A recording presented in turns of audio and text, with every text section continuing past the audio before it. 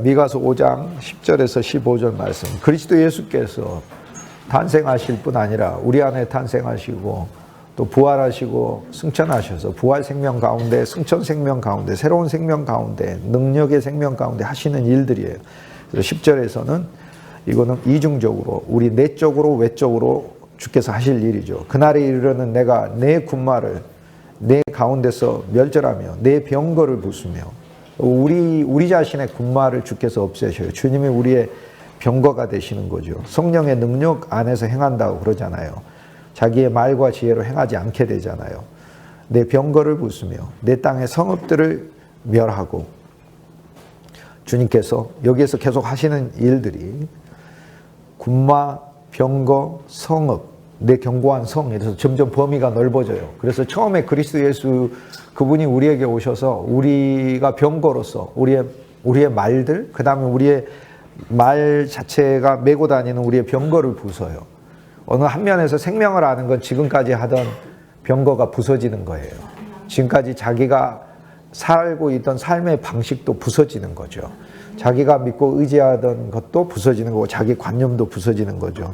그 다음에 그리스도께서는 군마에서 병거로, 군마를 멸절하고 병거를 부수고, 첫째 군마, 두 번째 병거, 여기에서 좀 더 나가면 성읍이니까 우리가 살고 있는 주택들을 가리키거든요. 성읍들을 멸하고, 그래서 그 거주하고 있는 형태 자체가 이제는 절망과, 옛날에는 자기 몸부림 아래 살았다면 그리스도 예수께서 십자가를 적용하셔서 우리를 멸하시고 주님의 은혜와 사랑과 생명을 소망하면서 그 가운데 사는 인생이 되게 해서 성읍들을 멸한 건 너무 감사한 거예요. 이제 우리는 그리스도 안에 있다라고 하니까 우리의 거주지가 예수 그리스도가 되시는 거죠.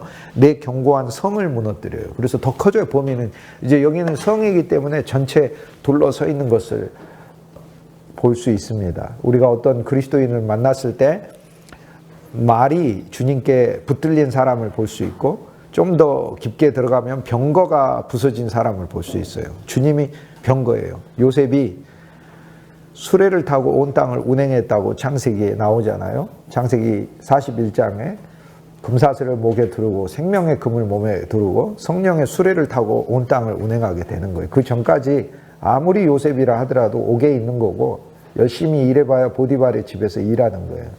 하나님께서 우리의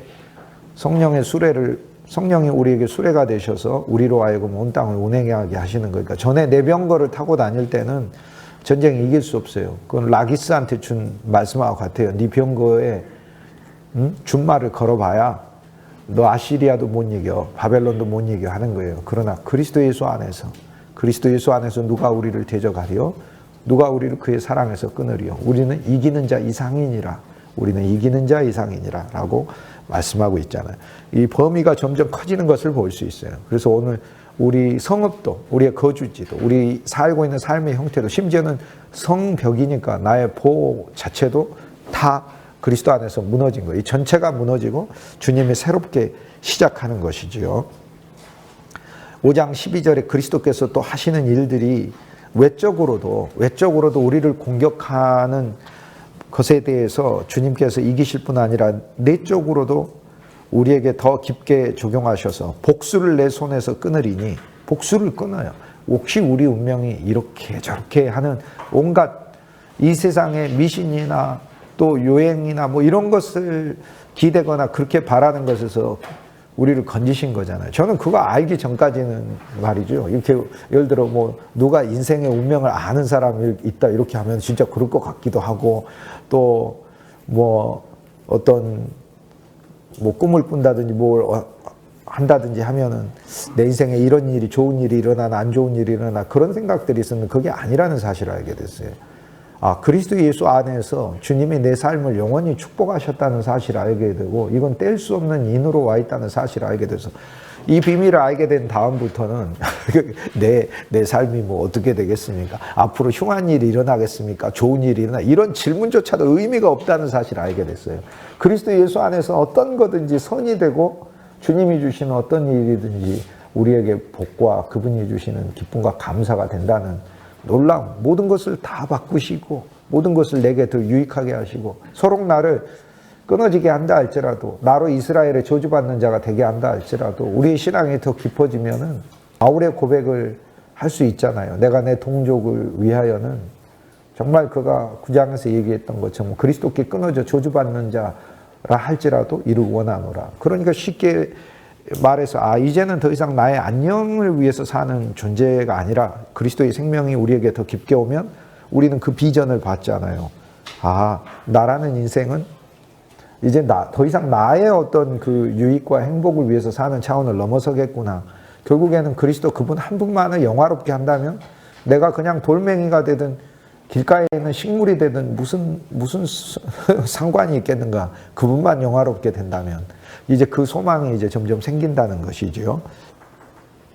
로마서 이야기할 때 이제 그 부분에 대해서는 저희가 이미 나눴습니다. 바울의 믿음이 얼마나 위대한 믿음인지. 모두가 천국 가기를 원하는 믿음인데 바울은 내가 천국 가고 안 가고의 차원이 사실 그 이상 그거하고 상관없이 그리스도가 영광 받으시는 일이라면 그냥 자기는 돌멩이가 된다 하더라도 그거를 선택하겠다. 그리스도가 원하신다면 그 믿음이 어떠한 믿음인가라는 거죠. 이게 성까지 다 부서진 것이고 복수를 내 손에서 끊었으니 우리의 어떤 행위로 우리의 운명이 결정되는 그런 거에 없어요. 그리고 하나님의 내 운명을 이렇게 벌 주시겠다. 이렇게 하나님께서 이렇게 저렇게 하시겠다. 그리스도를 떠나서 해놓으셨던 모든 것들은 그리스도 예수 안에서 주님께서 우리의 복수를 끊어버리셨어요.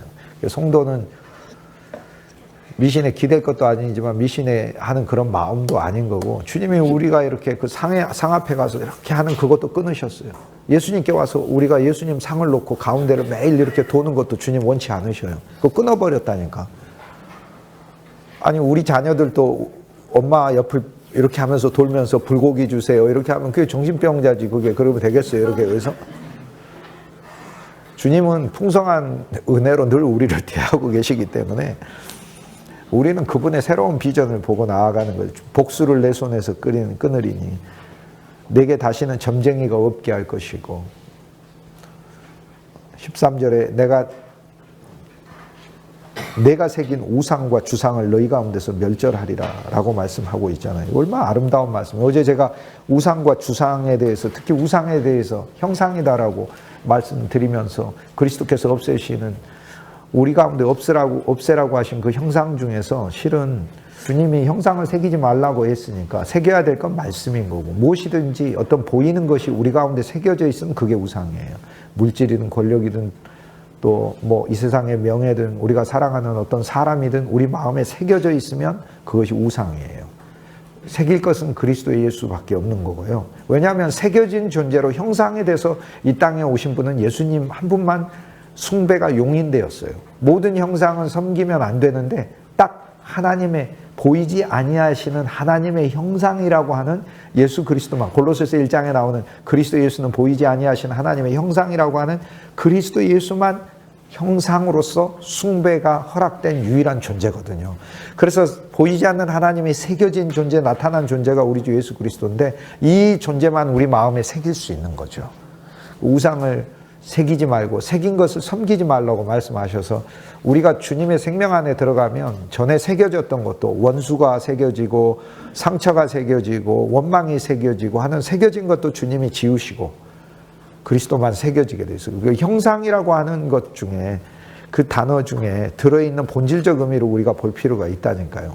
형상을 섬기지 말라라고 하는 건 이방 신만을 가리키는 게 아니라고. 그거 이야기하면 요새 가나안 신 누가 믿어요? 아무도 안 믿지. 요새 여러분이 바알 숭배합니까? 안 하지. 세상 사람도 안 하지. 그러나 세상 사람들 마음에 형상이 새겨져 있죠. 형상이 있잖아요. 자기를 새겨놓기도 하죠. 자기 자신은. 자기 자신이 하나의 막 이쁜 형상으로 새겨졌는데 누가 그거 막 안에 있는 형상 거기다가 스프레이 뿌리고 막 그러고 그러면은 막 화나고 그러잖아요. 이렇게. 그래서 우리는 그리스도와 함께 죽었거든요. 그러니까 누가 우리 그런다고 해서 굳이 화내고 그럴 것은 없는 것이지요. 그러나 또 형상이라고 하는 것 중에 보이는 것을 섬기고 숭배하는 것을 말하니 눈에 보이는 것들, 물질적인 것들, 그런 것들을 하나님께서 끊으신다고 얘기하시잖아요. 끊으신다. 그럼 주상은 뭐냐면은 주상은 우리 유명한 주상 전리들 많이 보듯이 기둥이라는 뜻 아니에요. 기둥도 없앤대요. 기둥 뿌리 뽑아버린대요. 골로새서 3장 11절. 그리스도는 모든 것이요. 그리스도는 모든 것이요. 모든 것 안에 계시니라. 이게 성경 전체를 푸는 가장 놀라운 기절 중에 하나예요. 골로새서 3장 11절. Christ is everything. 그리스도는 모든 것이요. 모든 것 안에 계시니라. 그리스도는 모든 것이요. 여기 있는 모든 것이에요. 여기 모든 것이고 모든 것 안에 계시는 거예요. 그리스도야말로 우리 점이에요. 우린 그렇게 점쳐졌어. 이게 더 이상 세상 점을 의지할 필요도 없어. 인생이 뭐 이러냐 저러냐 그런 것도 아니야. 주 예수께 맡겨진 인생은 승리의 인생인데 뭐 이렇게 그 시기에 기억해 주지 않아도 영원히 기억하는데 뭐 상상할 수 없는 하나님의 사람이 되는 거죠. 주상을 너희 가운데 없애는 것이니까 주상은 우리 자신을 기둥처럼 여기는 것을 그걸 뽑아버리시는 거예요. 우린 주님이 기둥인 거죠.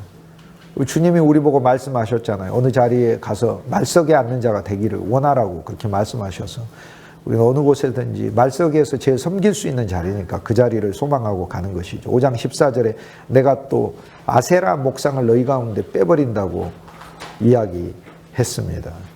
이 아세라 목상이라 이동하면서 가지고 다니는 신상이거든요. 당시 사람들이 이동식으로 제일 쉽게 가지고 다니면서 또 아세라 목상은 여신상이잖아요. 출산과 풍성한 소산을 기원할 때 가나안족들이 섬겼던 신이잖아요.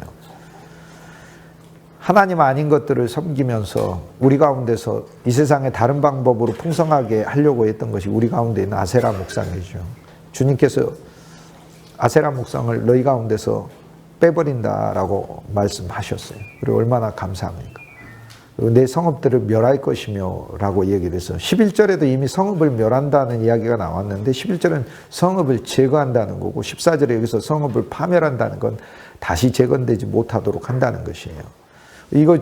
이게요, 그리스도 예수 바깥에 있는 거면 진짜 엄청난 심판이고 다시 소생할 그게 없어요. 그럼 예수님은 진짜 이 일을 하러 오시는구나 라는 거 우리가 알 수 있죠. 근데 이 일이 그리스도의 십자가에서 일어났다는 사실을 읽은 거예요. 모든 하나님의 사도들이 읽은 거잖아요. 우리도 그리스도 안에서 주님이 나를 이렇게 나라는 존재 자체만이 아니라 내가 의지하고 있는 어떤 것들도 그뿐만이 아니라 나의 성읍 모든 성 다 무너지게 하셨고 그분이 내 성읍이 되시는구나. 우리가 그걸 알게 되면 다윗의 시편에 고백이 나오잖아요. 파수꾼이 나를 지켜도 여호와가 나를 지키시는 자이시고 내가 보니까 파수꾼 졸고 있네. 파수꾼은 졸고 있어도 나를 지키시는 여호와는 졸지도 주무시지도 아니하시는 분을 알게 되고 그리고 산성이 있네. 여호와가 내 산성이시다. 병기가 있네. 여호와가 내 병기이시다. 등불이 있네. 여호와가 내 등이시다. 여호와가 내 빛이시다. 목자들이 있네. 여호와가 내 목자이시다. 여호와가 내 풍성한 잔치상이다. 이게 고백이 다윗이 늘 나오는 거잖아요. Christ is everything. 그리스도는 모든 것이니. 우리들은 이 말씀을 통해서 그리스도가 이처럼 우리에게 엄청나게 오실 것임을 가르쳐주고 있어요. 결국에 미가서 5장 2절은 어떤 한 존재가 탄생하잖아요. 베들레헴에. 베들레헴은 이중적이잖아요. 예수님 고향이면서 베들레헴 나잖아요. 예수님 없이 살아도 나도 베들레헴이에요. 떡의 집이니까. 떡이 와가지고 사는 집이잖아요. 떡의 집이잖아요. 그 베들레헴에 어떤 한 존재가 탄생했어요. 근데 그 한 존재가 미가서 5장을 통해 이루시는 일을 보세요. 결국에 뭐만 남아요? 그 한 존재만 남잖아요. 다 없었으니. 그 한 존재가 그 옛 존재가 있는 집도 성도 다 무너뜨리시니.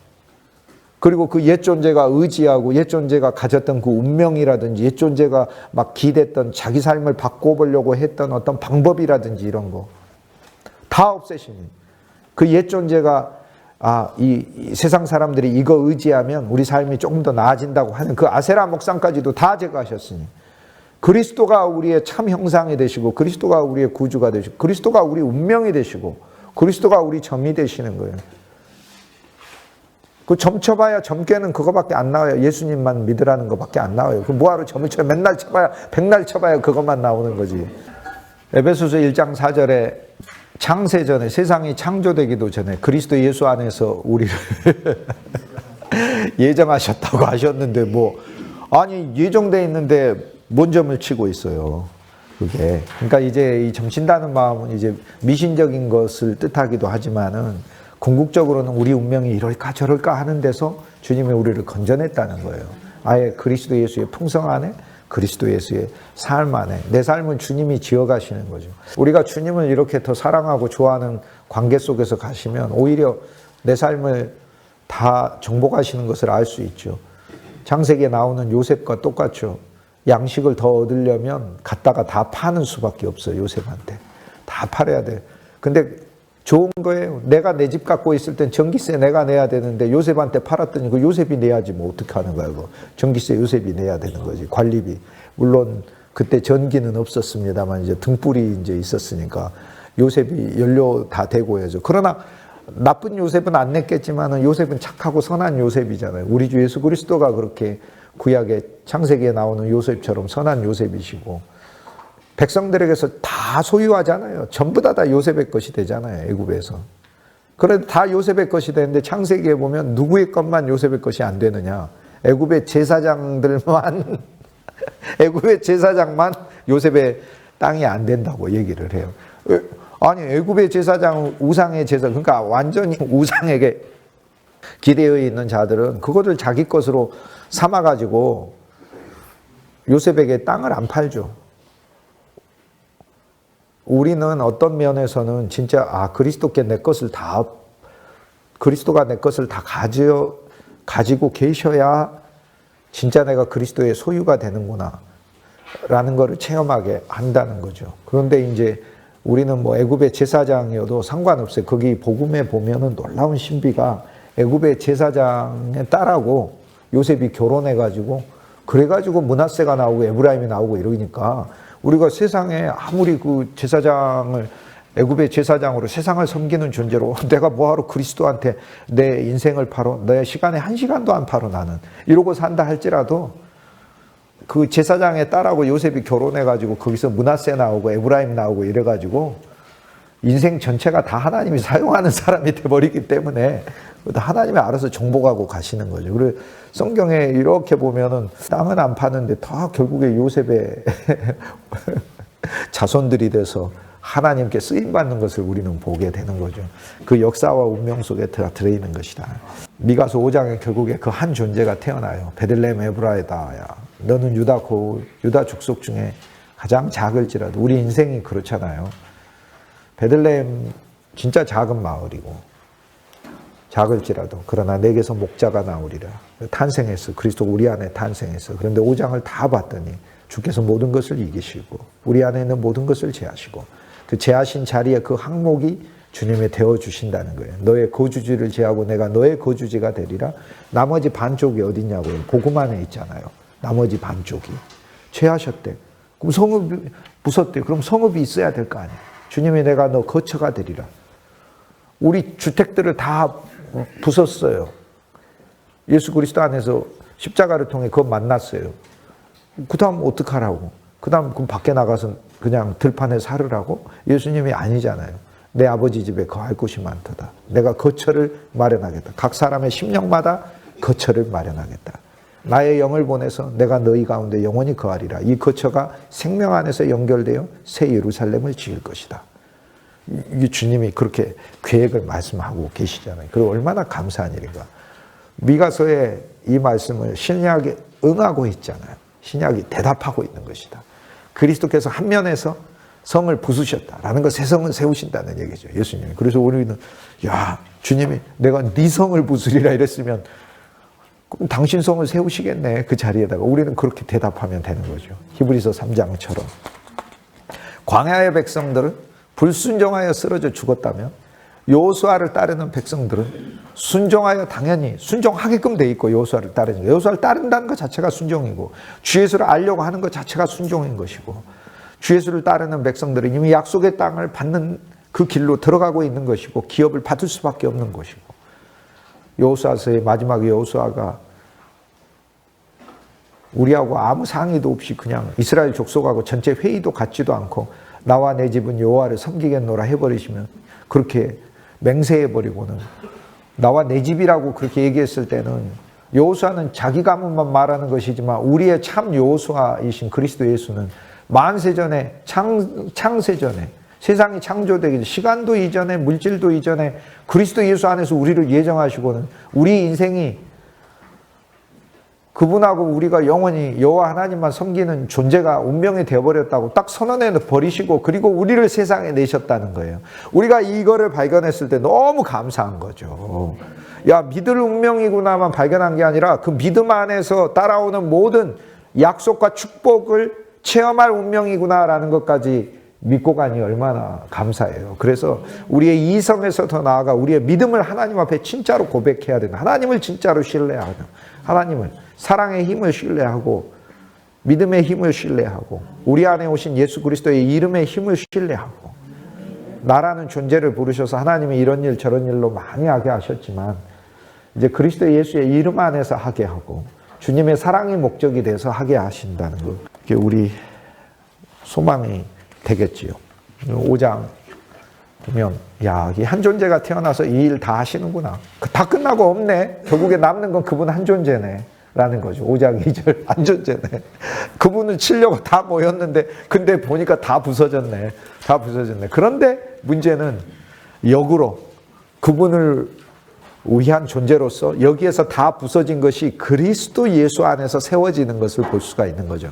그리스도 예수 안에서 그리스도 예수의 인생이 되고, 그리스도 예수의 성읍이 되고, 그리스도 예수의 성벽이 되고, 그리스도 예수 안에서 주님의 군대가 되고 하는 것을 다 볼 수 있는 거죠.